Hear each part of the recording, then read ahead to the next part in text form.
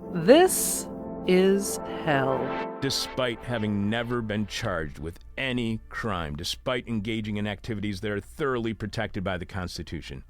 In Wisconsin, and likely elsewhere, you may still have a permanent FBI record.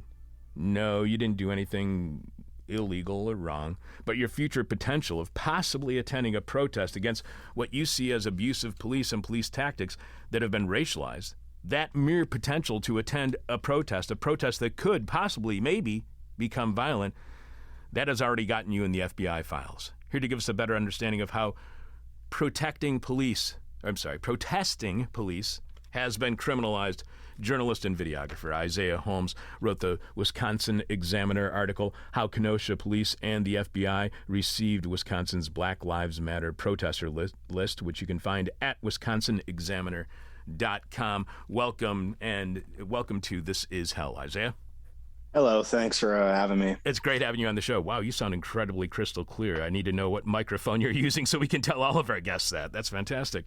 It's Turtle Beach. It's a Turtle Beach microphone, a headset that you use for gaming. Oh, that's why. That's why it's so good, because you need it for gaming. What's the game that you play most often? Lately it's been a lot of Battlefield 4, but I'm a giant Halo nerd. I have been for a long time. And yet that's not in your bio on Twitter. That's really weird. No. You're right. New details have emerged regarding a list of people law enforcement believed to be involved in Black Lives Matter protests last year. Documents recently obtained by the Wisconsin Examiner show that despite earlier statements, the list was indeed shared with members of the Kenosha Police Department. The revelations raised questions about the extensive surveillance, which targeted 2020's anti-police brutality movement. Now, I'm not asking you to guess why the Kenosha Police Department would not admit to getting FBI information. I don't want to ask you about their motivations, why they might give this information to the FBI, because that would only be speculation. However, what's wrong, in your opinion, with Kenosha Police getting information from the FBI or giving information to the FBI, another law enforcement agency? Are those who might protest police at police protests that could be violent? What's wrong with the FBI and Kenosha Police sharing that kind of information? Well, the issue is that the list was originally, first off, the list was originally created by the Wauwatosa Police Department, and then, as you mentioned, shared around. And the issue is that, number one, the list was created, like the standards that they really applied to deciding who would actually go on the list are really questionable, because it just seems that if you were seen at a protest, including a nonviolent protest, if you were seen at a protest through video, through social media, if you were tagged, you could have ended up on this list. And then the Wauwatosa Police Department shared it around. And the issue, not only in that they were just putting people on the list who had been seen or attended basically exclusively Black Lives Matter protests, but the sharing of it seems to have been done in a really prolific way, to where the departments actually, it seems to be hard to keep track of where they actually all sent it to. So the Wauwatosa Police Department, for example, officially say that they shared it with the Milwaukee Police Department and the FBI, but we know that their crime analysts shared it with several other police departments, and the Kenosha Police Department was one of those departments. There was a Milwaukee District Attorney investigator who had approached that crime analyst at Wauwatosa for the list and photographs of protesters following the unrest that came to Kenosha. This DA investigator wanted to give it to the Kenosha Police Department, and he did. The crime analyst from Wauwatosa gave it to the DA investigator. The DA investigator gave it to a Kenosha police detective. For people who aren't in Wisconsin or southeastern Wisconsin, Kenosha and Milwaukee are not in the same county, so it's intriguing that a Milwaukee County District Attorney investigator would do that in the first place. But so the issue is kind of twofold, that the standards for putting people on this list were kind of questionable because once again, it's First Amendment protected activity to be at a protest. And then secondly, there seems to be a lot of, I don't know if you could really call it informal sharing, but it's like sharing that is very, very difficult to track. And once that list is shared out, and the former FBI agent that I interviewed for the story, Michael German, he brought up that, you know, once you make a list like this, whatever you intended that list to be used as doesn't really matter once you share it out, because other agencies can use it for other things and interpret that information in different ways than what you intended, and it could cause a lot of harm. So Wauwatosa is a city adjacent to Milwaukee's west side and has a population of less than 50,000 people. The police department there are the ones who came up with this list. How authoritative is the Wauwatosa Police Department when it comes to compiling intelligence on Black Lives Matter? Is Wauwatosa some hotbed of cutting-edge police intelligence and high-tech surveillance of political activists? No, that's the weird thing about it. You know, the Wauwatosa Police Department is a department of less than 95 officers. They're a suburban police department. You would think that the Milwaukee Police Department at least would have more sophisticated, you know, intelligence gathering capabilities. But I think that one issue with the Wauwatosa Police Department is that, you know, first off, Wauwatosa is a area that, you know, its history is really intertwined with, you know, redlining and segregation. It was a area for a long time that, you know, Black people were not really allowed to be in, not allowed to own houses in. And even when it was kind of on the books that, okay, Black people can live in this community, there would be things done by certain community members and also the police department that would kind of discourage that. So, you know, I think that the common denominator is that with that department, they've always been in a condition of, you know, there's us and then there's the other, and our job is to attack the other, you know. So I think that's part of the issue. It's not necessarily that this department was so sophisticated, and so, you know, it seems like this list, the information on this list was largely derived from social media information, Department of Transportation information, like driver's license information, things that would be open source, but also things that you wouldn't be able to access as a civilian. You would have to be a police officer or law enforcement to really get access to that information. And then there was also information that had been gleaned from, you know, confidential informants and stuff like that. So I don't necessarily think that this happened because they are, you know, on the cutting edge of surveillance and intelligence gathering capabilities. I think that it was done partially because of a enduring attitude that exists within some parts of that department, not necessarily all parts. And as we were saying earlier, you went to Wauwatosa East High School and you made a documentary about the local police department there. Is the local police department in Wauwatosa, does it have a reputation for being particularly racist?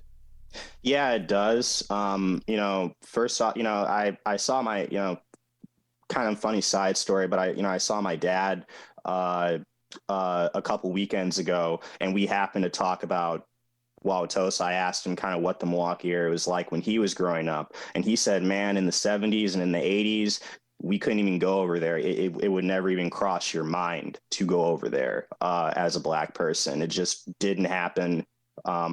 Everyone understood that you just don't go over there. You know, you're not welcome as a Black person. In the 90s, the department had a bit of a scandal go on because some of the officers were having what were called Martin Luther King Day parties, where they would have parties on Martin Luther King Day where they dressed in blackface and they had racist name tags and they would wear dashikis and other stereotypical clothing and stuff. And members of the fire department would even attend some of these parties at the time. And there was, some staff basically whistle blew about those parties, and some of those officers were put under investigation and et cetera. And at the time, the Police and Fire Commission opted to not discipline those officers or fire them for the actual blackface parties, because they said that that's First Amendment protected speech. And it was during that time that there was a change in police chiefs. A new police chief came in named Barry Weber, and he kind of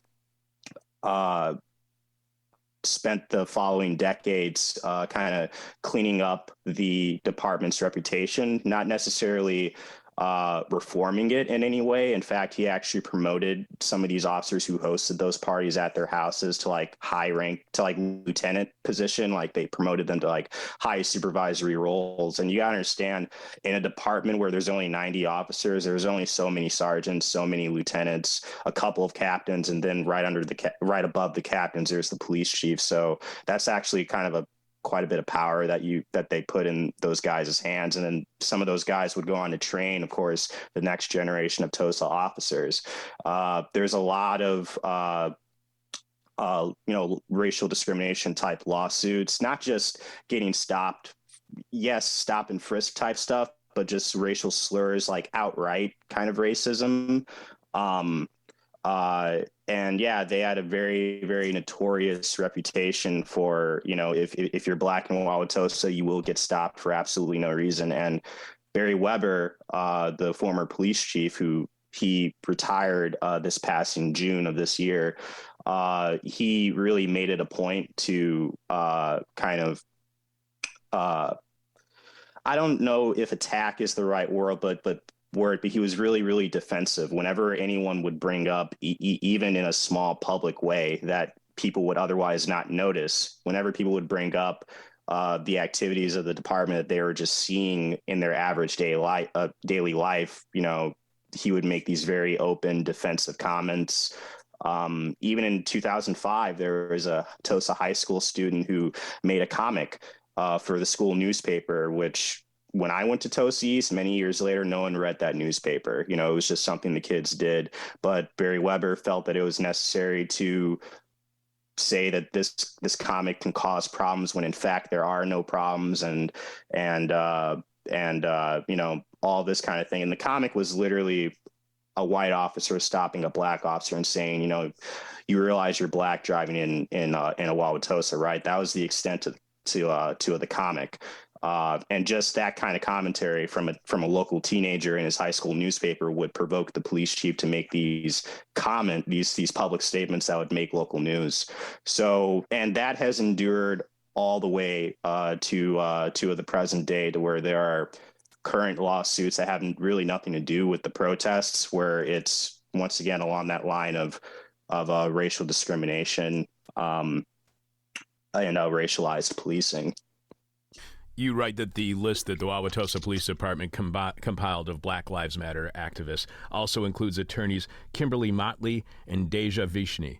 The pair have represented the families of people killed by former Wauwatosa officer Joseph Mensa in officer-involved shootings, as well as many protesters. The list also includes a Wisconsin Examiner journalist, vast swaths of the Milwaukee area's activist community across numerous organizations, and elected officials. So is this list essentially a directory, a who's who of Milwaukee activists, and does it include those who are activists that oppose the Black Lives Matter movement? Is it a list of activists on all sides of the issue, or just those who protest against police? There are no people on this list that are affiliated with right-wing groups at all. In fact, some people may be familiar with David Clark, who was a former Milwaukee County sheriff, who is a very kind of outspoken, boisterous, ridiculous caricature of a right-wing kind of figure. He held a rally, a Proud Boys rally in Wauwatosa, and none of those people, and in fact, arrests were made for disorderly conduct during that rally. But there is no list of right-wing protesters or anything like that. There are no right-wing protesters on this list. This is a list exclusively of people who attended Black Lives Matter protests, and particularly people who may not be necessarily affiliated with, but were perceived as affiliated with a particular nucleus of protesters called the People's Revolution. They were a group of protesters that, after George Floyd, marched every single day, had actions every single day for over 400 days. George Floyd was killed, and they did a lot of Wauwatosa protests and etc. And like you just mentioned, there's two attorneys who have represented not only the families of people who have been killed by a particular Wauwatosa officer, since he accounts for, all of the fatal shootings at that department over a period of 7 years or so. It also includes, me. I'm on that list. I'm the only credentialed journalist on that list. There's also independent photographers on that list, state representatives, Democratic state representatives who marched with the protests, introduced police reform legislation.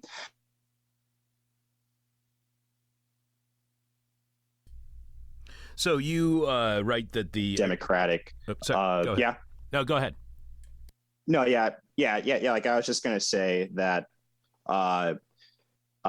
it's important to note that besides the list itself, in other Wauwatosa PD reports, there are other Democratic representatives and politicians who are noted, as being targets for the department, or information being pulled from their Facebooks because they went to protests or stuff like that. So there was a clear focus on left-wing activity, very clearly. And you write that the earliest known emails discussing the list predate Officer Mensa being suspended with pay following public pressure on the suburb for his officer-involved shootings. This was one of the first results of Wauwatosa's protests, which were motivated by a trio of shootings involving Mensa from 2015 to 2020. Mensa resigned from Wauwatosa Police Department in late 2020 and now works as a detective at Waukesha County Sheriff's Department. Waukesha is another city in the Milwaukee metro area with a population a bit bigger than Wauwatosa and a bit farther west of Milwaukee. When forced to resign due to officer-involved shootings, how difficult is it for former police to find work in law enforcement within nearby agencies, especially in Wisconsin? It's not hard at all. You can get fired or resign as a police officer, and you could very easily find another job. It's a phenomenon that sometimes is called, job hopping, or that an officer may be problematic in a particular department, so then they leave, but then they're able to basically reconstitute their life in another part of the state where there might be more problems. The Waukesha County Sheriff's Department does not have they don't have body cameras, and the last time I checked, they don't have dash cameras either. And one of the main issues with all of Mensa's shootings were a lack of video, or video not being recorded in convenient times, or things like that. So that's very problematic. And there's new legislation that certain representatives have introduced to kind of try to slow down that rate of hopping from job to job. Mensa himself actually was written a letter of recommendation by former Chief Barry Weber as one of his last acts before he retired. Jeez. So you also point out that intel on over 200 people is documented in the list, from names to notes about criminal records and places protesters used for meetings to social media accounts, car make and model details, addresses, phone numbers, and pictures. Attorney Kimberly Motley's entry labeled her as an attorney, and the Wisconsin Examiner's main Facebook page was also cataloged. What does that amount of information reveal to you about police surveillance of Black Lives activists? Can all of this information be found online and quickly thrown into a file, or does this amount of information suggest that surveillance went beyond whatever information is quickly available online? It's a mixture of what they would call, open source methods, and they oftentimes not just the Wauwatosa Police Department, but any police department or law enforcement agency that kind of delves in kind of that social media type surveillance.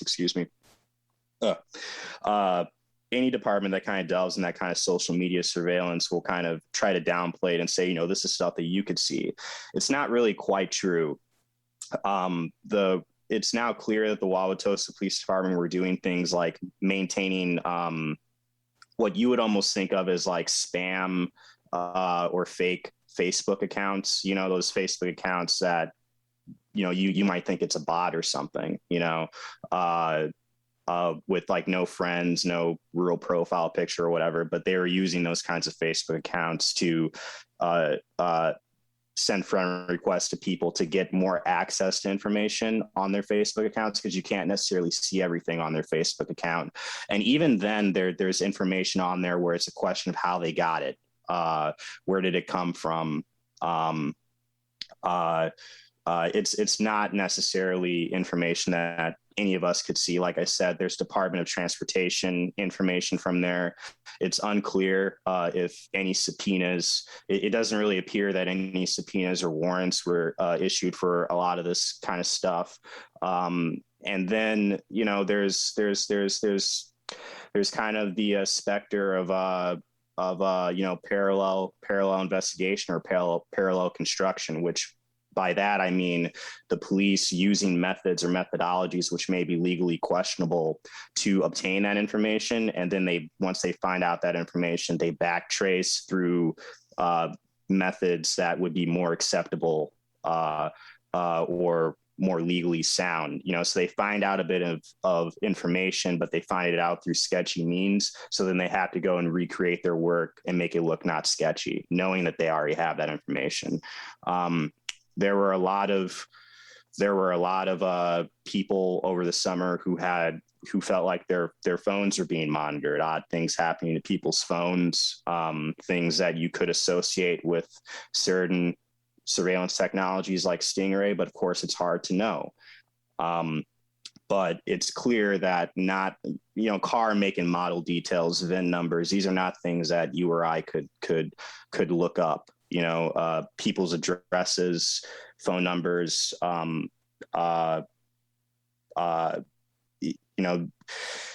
these are not necessarily things which would be accessible for people, the average person. Which suggests it was much deeper surveillance. We are speaking with journalist and videographer Isiah Holmes, who wrote the Wisconsin Examiner article, How Kenosha Police and the FBI Received Wisconsin's Black Lives Matter Protester List. You mentioned that a report by Milwaukee's NBC affiliate, WTMJ-TV, found that 74.3% of those on the list have never been charged with a misdemeanor or felony. In their whole lives.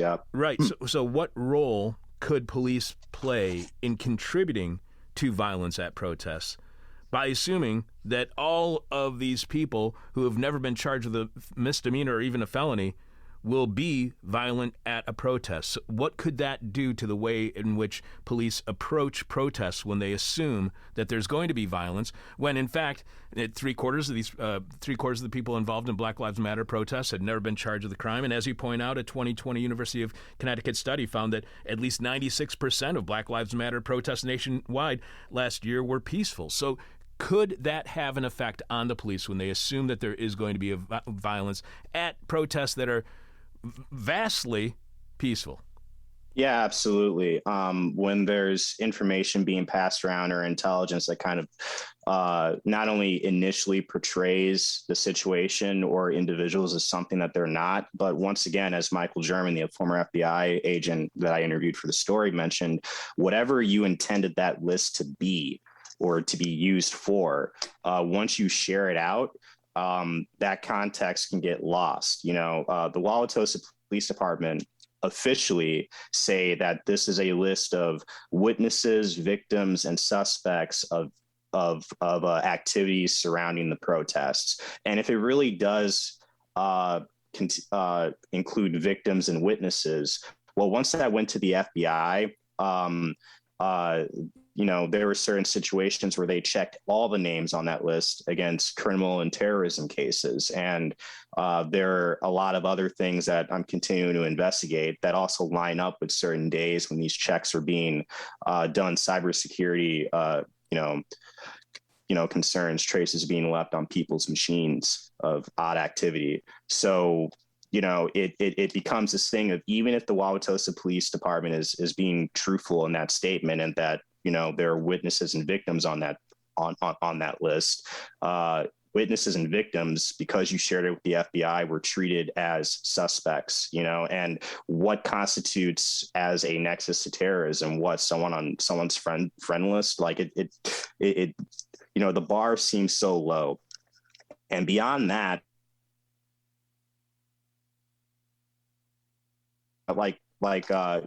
when these protests happen,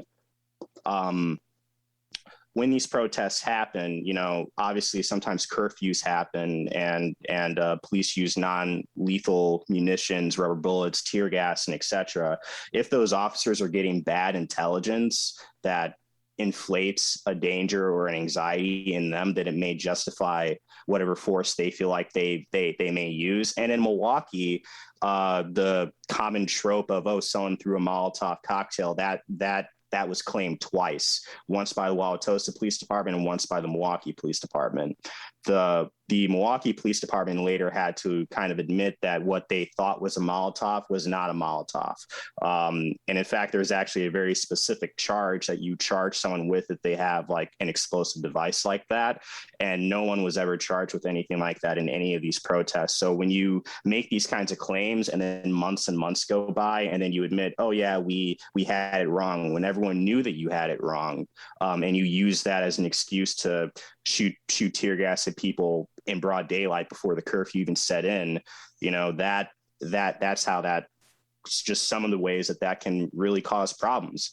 The last thing I'll say on that is that there's a lot of people who, even in their daily lives, are getting followed by police, having police show up to their door, try to say, hey, I got a complaint about you, let me look around your house. Like it seems like this list, because it's been distributed around, has put the microscope on a certain number of people in a unjust and undue way, to where even in their normal lives, they have to look over their shoulder. They have to worry about where they drive. If some random cop that does a traffic stop is going to see if they're on this list and then treat them differently.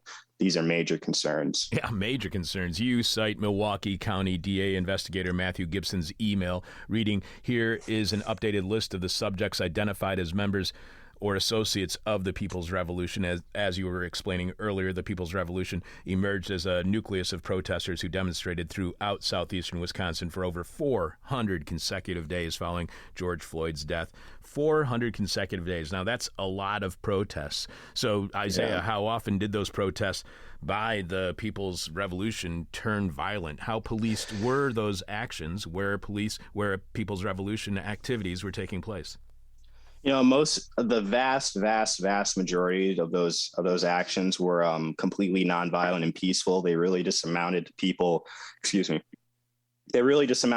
really just like chanting and singing in the street. And usually, unless some resident who disagreed with the Black Lives Matter protests, unless like a resident who disagreed would come out and yell at the protests or try to drive their car through the protests, which particularly after Charlottesville, that seemed to just grow in popularity.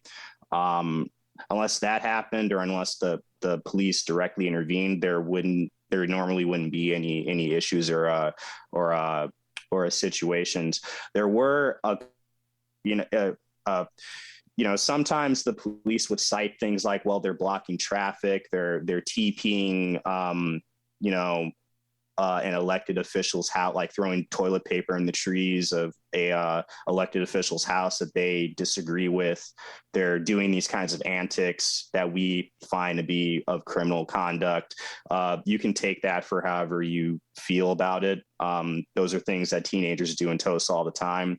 There was a situation in early August where a protest went to Officer Mensa's house and held a protest outside of his house. That's not an uncommon thing to do in Milwaukee County, at least. It's a common tactic to find figures that are at the center of whatever issue you're struggling against and hold a protest outside of their house. The issue with this, though, is that protest, over time kind of that protest outside of Mensa's house kind of devolved into this confrontation between the officer and some of the marchers. And it appears that there was some sort of like physical scuffle that happened between Mensa and one of the marchers. There's a lot of disagreements as to what happened exactly and what precipitated what. And it's hard to tell because the Wauwatosa Police Department led that investigation and inserted a lot of really questionable things into that investigation that they later had to walk back on. But what is clear that happened is that one of the marchers who was open carrying a weapon during that scuffle, which some people say Mensa was trying to take a weapon from one of these individuals. It went off, and no one was injured. The crowd scattered after that, and 3 protesters who were associated with that weapon were very quickly arrested and charged with crimes related to that protest. Other protesters were arrested and questioned, and that investigation, although it was continuing to be ongoing, Tosa PD documents show that, you know, once they arrested those people, they felt like they had gotten the people who were responsible for that, you know. So that was one instance, and really one of the only instances where the protests really kind of escalated in that way. But it's not consistent. You know, if these were violent people, then why isn't this happening more and more and more? You know, why is it so inconsistent?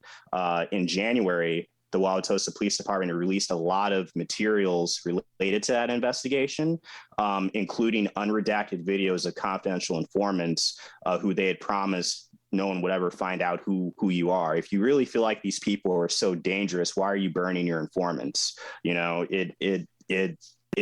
so there was a lot of questionable things that happened with that. But it was situations like that they would use as like major justifications to do even more far-reaching and targeted surveillance against people. It's important to note, though, that this list was created at least a month, possibly more, before that incident ever happened.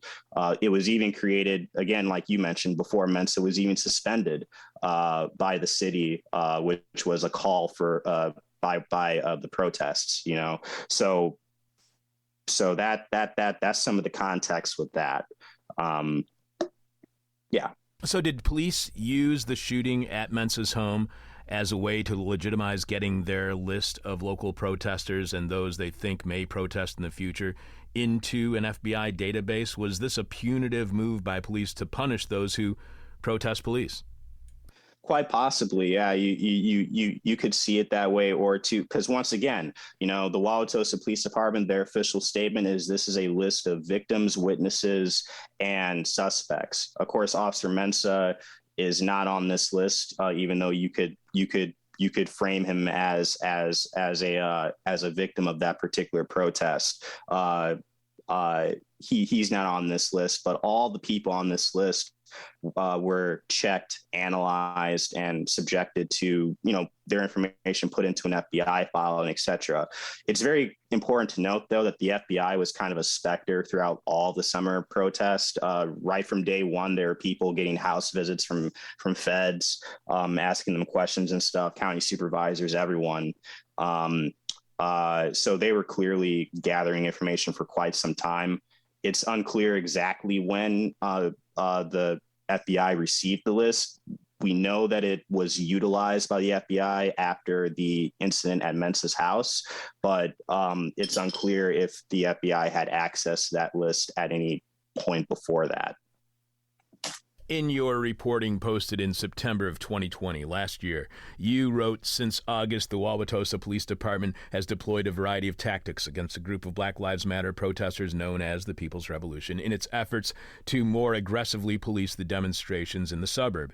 These include laying spike strips in the road to halt car caravans, mailing protesters $1,300 citations, and taking photos and video of marchers at protests. And you quote a statement from the People's Revolution stating, "This type of police policing is not an anomaly. It is a pattern of abusive behavior in recent months. So what were the charges that behind a $1,300 ticket? What were protesters being cited for with a $1,300 check all of a sudden, or not check, but ticket all of a sudden coming in the mail? Those tickets would usually, and those tickets were being issued even before curfews were enacted in Wauwatosa. So these aren't really curfew tickets. These are kind of inflated tickets for, sometimes it would be some sort of charge associated with, because sometimes the protesters would use car caravans to briefly block an intersection to actually allow marchers who are walking in the street to cross the street without fear of being ran over by people who disagree with them. Once again, Charlottesville, it seems that people are inclined to drive through bodies sometimes, but when you put a car in front of them, they just halt and wait their turn like they're supposed to.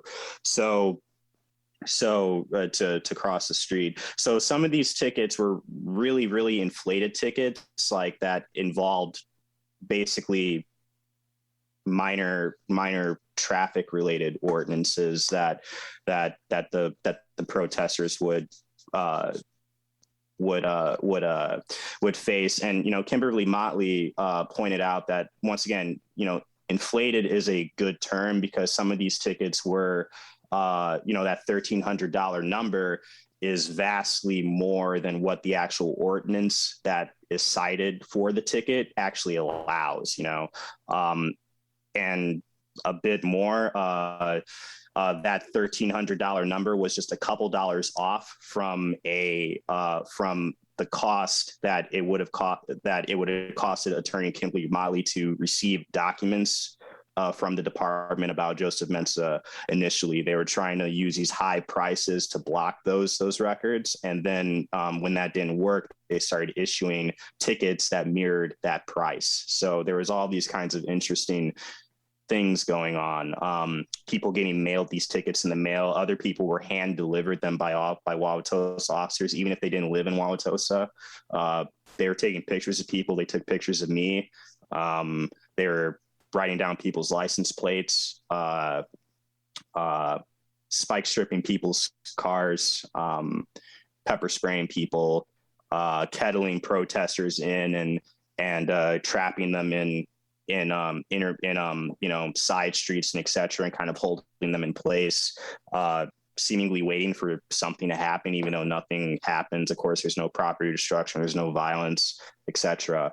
So it was a variety of kind of these ambush kind of tactics that would happen, or that happened frequently over the course of the months. Sometimes they would also resort to arresting individual protesters who had important roles in, say, directing traffic or keeping the march organized and safe. They would arrest one or two of those people, which you would think would disrupt the organization of the actual march. But of course, there's contingency plans for that kind of thing that the protesters would develop.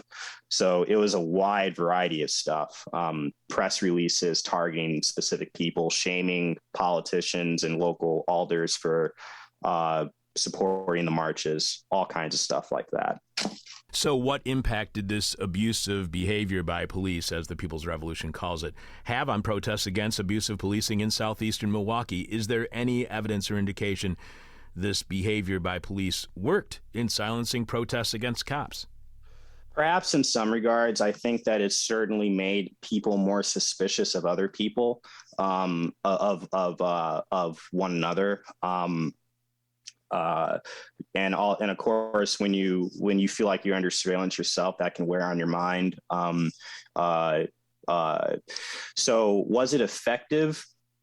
I don't really think so, because there's still organizing happening. The protests aren't daily anymore. People are still involved, but there's not this relentless daily protest anymore.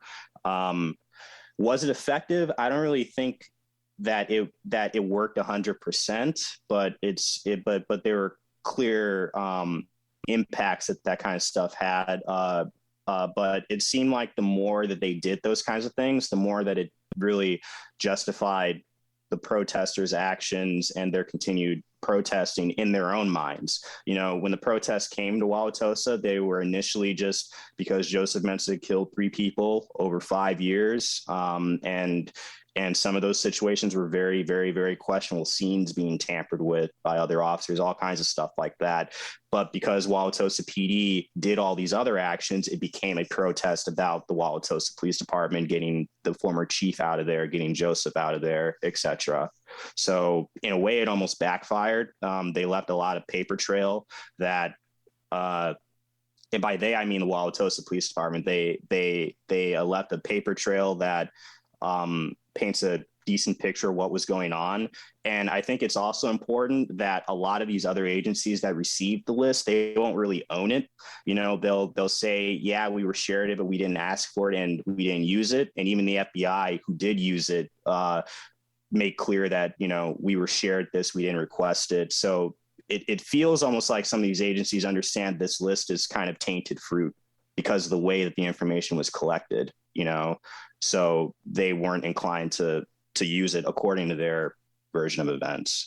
And you point out that a section of an FBI document on the Black Lives Matter list that was compiled by the Wauwatosa Police Department says that the information herein has been determined by the FBI to be pertinent to and within the scope of an authorized law enforcement activity and should be considered in the context of the assessment of predicted investigation in which the information relates.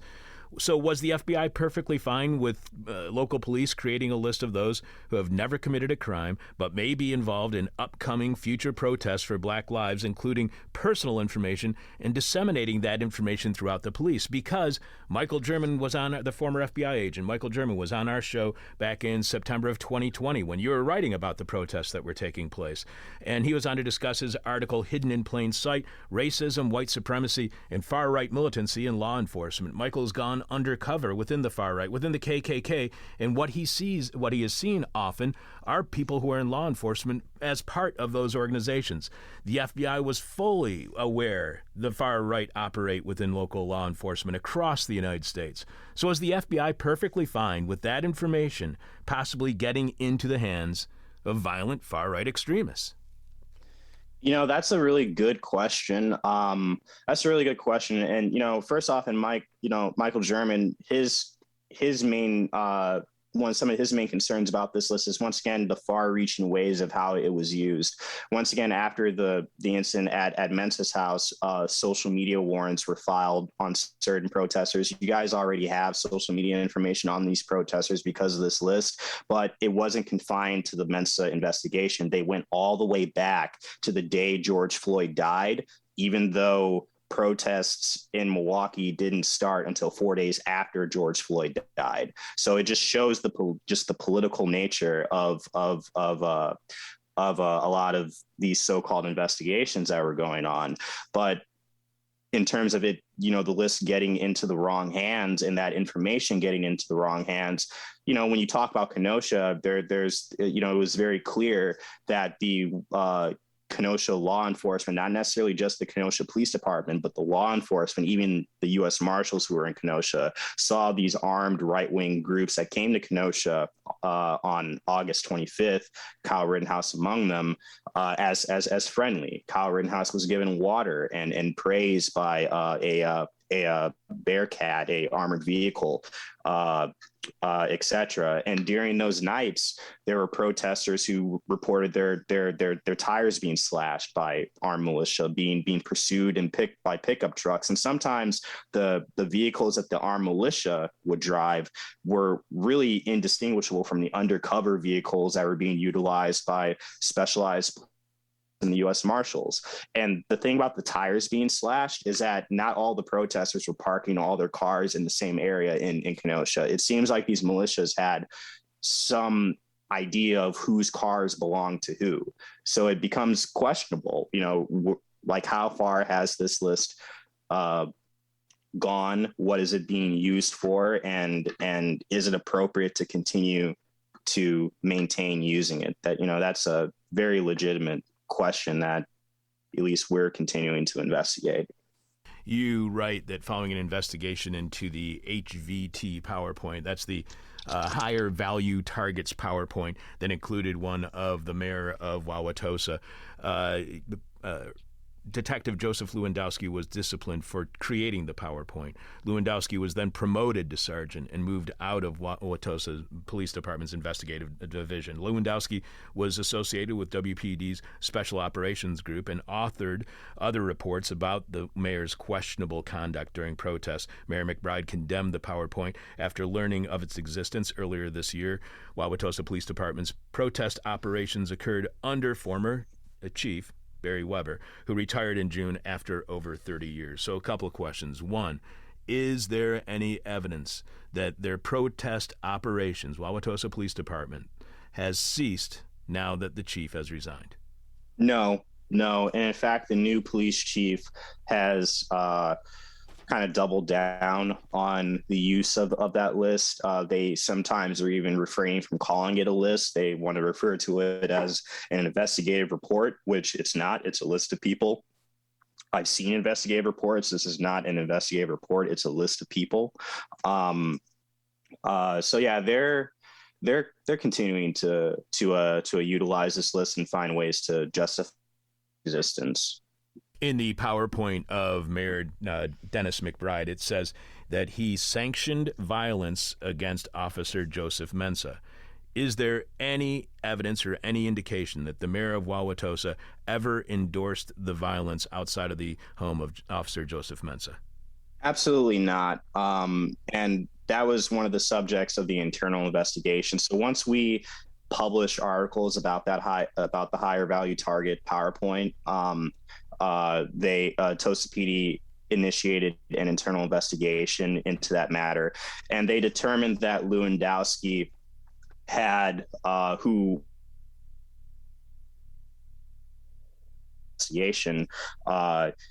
Lewandowski had inappropriately referred to the mayor, not just the mayor, but everyone on that list as higher value targets. They should have been referred to as prominent people, allegedly, and that he had violated certain department standards and codes of conduct. He was disciplined by having a written reprimand placed into his file. That's it. He wasn't suspended. He wasn't anything. And then, of course, later he was promoted to sergeant and not just moved out of the special operations group, but moved out of that entire bureau of detectives and moved to the patrol division. That's one of the instances of the whole Mensa investigation that's problematic, because they were inserting things into the investigation that really were just politically motivated. And had nothing to do with an actual criminal investigation. So it becomes difficult to really see a clear picture of what happened that day, because the lead investigating agency and the lead investigator did these sorts of things. The mayor did nothing. The mayor was meeting with protesters, just like how he was meeting with police officers, meeting with constituents. He hosted. He allowed the city to host like a public listening session on racial issues, which the department and the particularly Chief Barry Weber and the police union president of Wauwatosa were not happy about. He joined the Common Council in calling for Officer Mensa to be terminated, meaning fired. Certain things like that. So because of those kinds of actions, he was perceived presumably as an enemy at one point, while the police in other regards were guarding his house from protesters. It's just one of those things that's very problematic.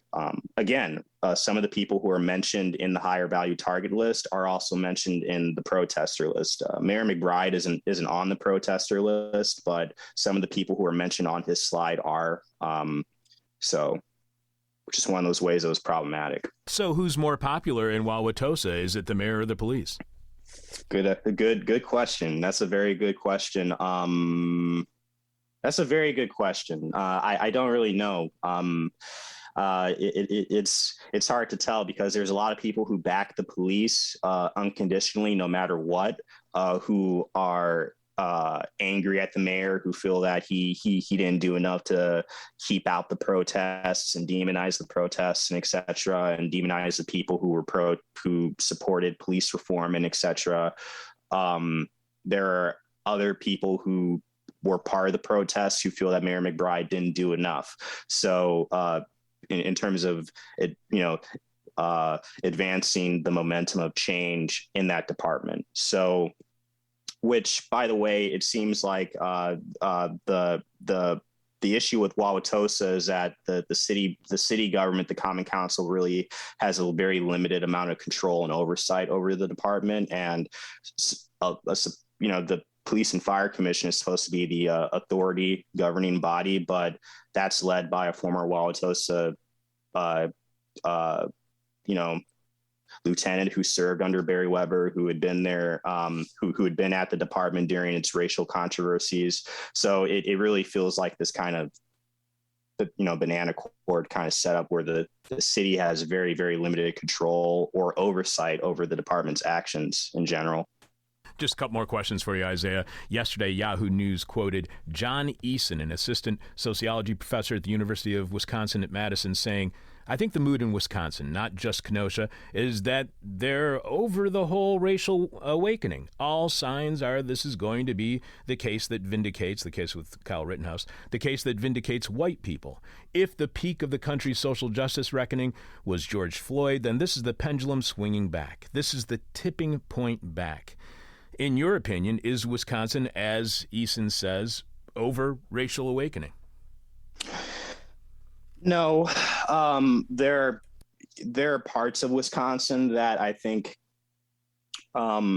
maybe that can be true, or individual Wisconsinites or individual communities.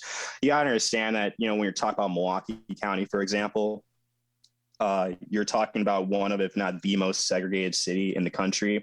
People are really blocked off from each other's experiences. And sometimes, suburban communities or largely white communities find it difficult to empathize with the minority experience or minority issues until it directly impacts them. There are a lot of people in Wauwatosa who were completely okay with everything the police were doing until they saw what the police were doing right in front of them, and then they changed their minds suddenly. So people are not going to stop. People are not going to stop, protesting, organizing, honoring those who died, etc. There will be a segment of the population who want to be past it, want to be over it, but these issues continue to endure and they're not being solved. So because they continue to endure, people are going to keep organizing, keep fighting, and keep, shoving that reality in the faces of people who don't want to acknowledge that it's there. Kenosha, I feel like, is a little burnt out from from everything that's happened. But even in Kenosha, I've been talking to organizers on the ground. People are going to continue organizing. People are going to continue marching. It may change. It may evolve or shift its strategies a little bit, but it's not going to stop because the issues haven't stopped. One last question for you. We have been speaking with journalist and videographer Isiah Holmes, who wrote the Wisconsin Examiner article, How Kenosha Police and the FBI Received Wisconsin's Black Lives Matter Protester List, an article that you can find at the Wisconsin Examiner's website, wisconsinexaminer.com. You can follow Isiah on Twitter at Isiah Holmes, then the number 8, and you can follow the Wisconsin Examiner on Twitter at WI Examiner. One last question for you, Isiah, and I promise we do this with all of our guests. Our final question is what we call the question from hell. The question we may hate to ask, you may hate to answer, our audience is going to hate your response. Obviously, the best question from hell that I could possibly ask you, because it's the most hellish question today, is whether Kyle Rittenhouse will be found guilty or will be found not guilty. So I guess even the bigger question is, Isiah, what happens if Kyle Rittenhouse is completely exonerated of all crimes charged against him? What would you expect to happen at the next large protest against police in southeastern Wisconsin? Will armed militias be even more welcomed by police? I think that if that happens, a couple of things can happen. Not only with Kyle himself, but also, like you said, with the macro, with the community. First off, there is talk of armed groups, networks of armed groups who have endured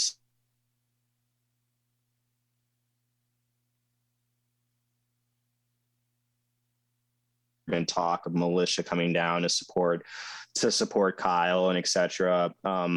There's this emboldening factor that we also saw throughout the Trump administration, where, the former president would, throw some red meat to his followers, and then the situation on the ground would get worse. Hate crimes will go up.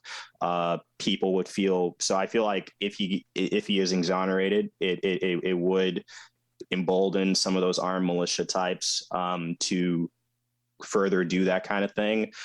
With Kyle himself, my concern is that, I remember the case of Trayvon Martin and George Zimmerman, where a 17-year-old, and I was 17, just like Trayvon was at the time, where a 17-year-old was pursued in a neighborhood by a man, George Zimmerman, and tackled and shot.